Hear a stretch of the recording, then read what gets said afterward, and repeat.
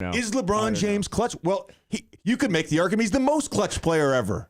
Tied up, Randall played him well. Back to Finney-Smith. Into the hands of James. Fires up a three. Side of the backboard. Doncic to James. James puts up a three. Rebound, McDaniels. LeBron James is not clutch. James looking to throw it into the front court. Bounce pass, deflected and stolen by McDaniels. So Lakers at 5? Lakers at 5? Yeah. As I'm sure you guys know, when it comes to playoff basketball, the superstar players on every single team, they're under immense pressure. And the further you advance in a series, even advance in a game, the more that pressure ratchets up to in the fourth quarter, that player has to come through and be damn near flawless for your team to win. More times than not, playoff basketball, that's what it comes down to.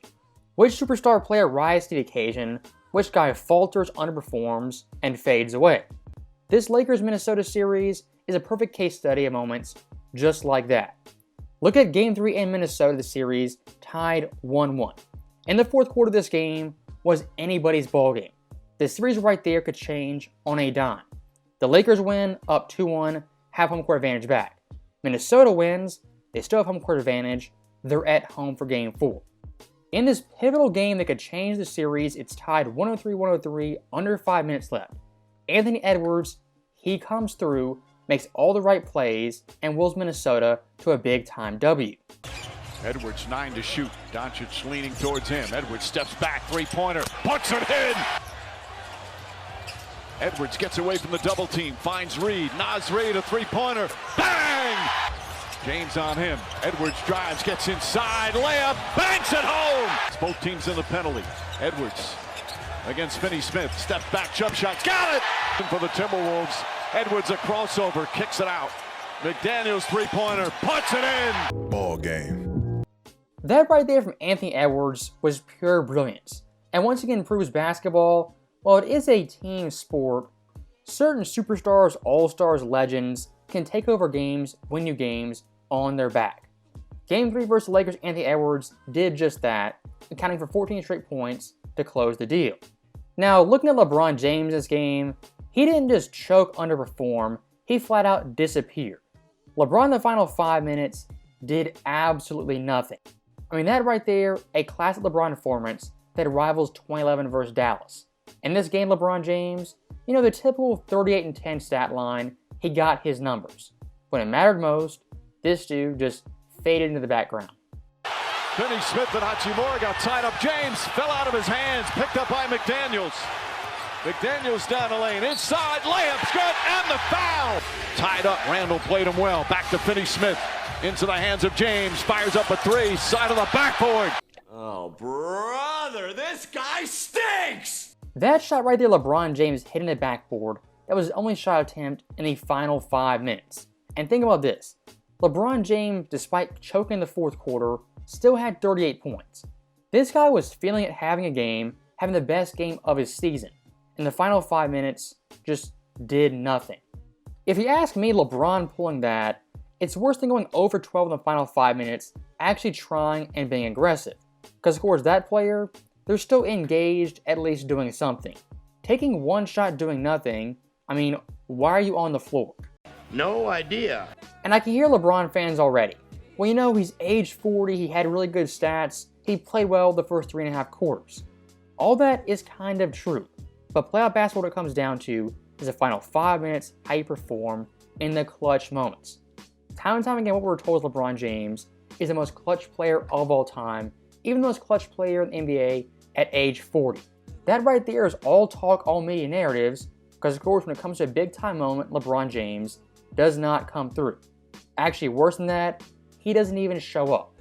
Now, like I said in the intro, in a playoff series, the further you progress in that series, the stakes get higher, the pressure mounts.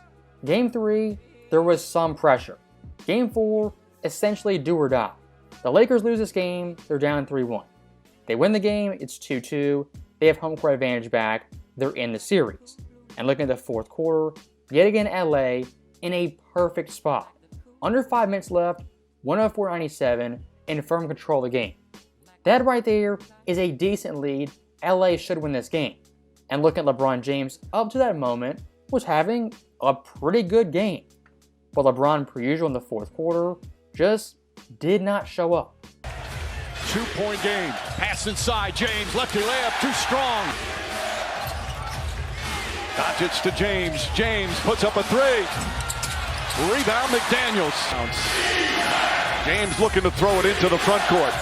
Bounce pass, deflected and stolen by McDaniels. You blew it! That right there, once again from LeBron James, is absolutely pathetic. The final 5 minutes, only 2 shot attempts, and 1 careless turnover that led to ant free throws.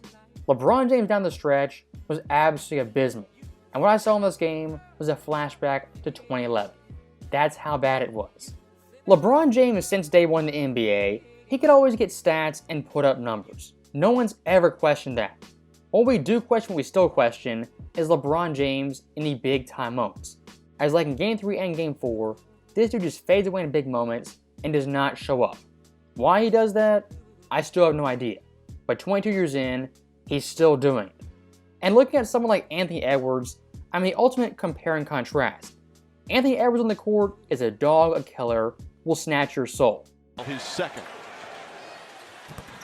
Edwards gets the first one to go. Out by LeBron or Austin. Reed guarding. Doncic looking. James, corner, Reeves, three-pointer. No good. Rebound, McDaniels. It's over. That right there from Anthony Edwards yet again is him being fearless in the postseason versus an NBA veteran. Last year was Kevin Durant, this year was LeBron James. And in both these series, he's absolutely embarrassed them.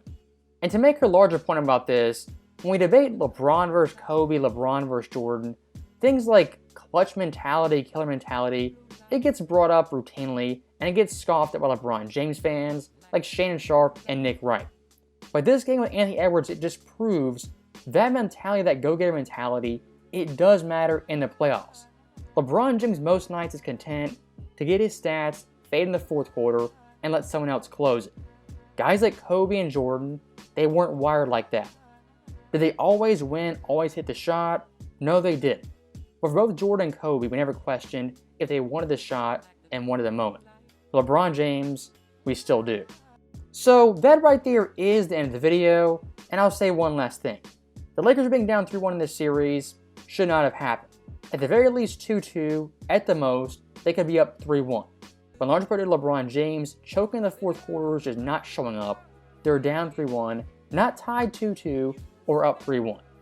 For a team that had championship aspirations in the media, they failed miserably and fallen flat on their face. And of course, LeBron James yet again has done it in epic fashion. As always, thank you guys for watching, hope you enjoyed it. I'll see you next time.